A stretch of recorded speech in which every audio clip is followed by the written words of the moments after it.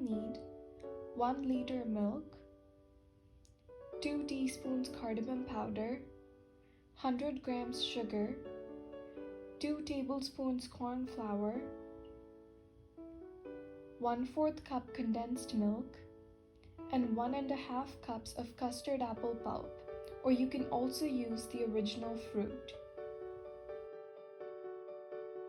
With a wide pan on medium heat, add the milk and let it boil for 20 to 30 minutes till it is reduced to half. Occasionally keep stirring and scraping the sides of the pan. In a separate bowl, mix together the corn flour and 3 tablespoons of milk. Add the mixture to the boiling milk and stir until combined.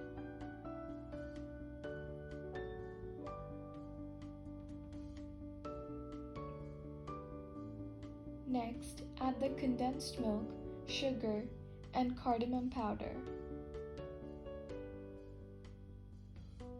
Continue simmering the milk for another 10 to 15 minutes till you get this desired consistency.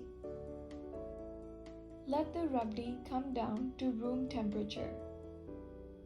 Now add the custard apple pulp or the original fruit, combining it thoroughly.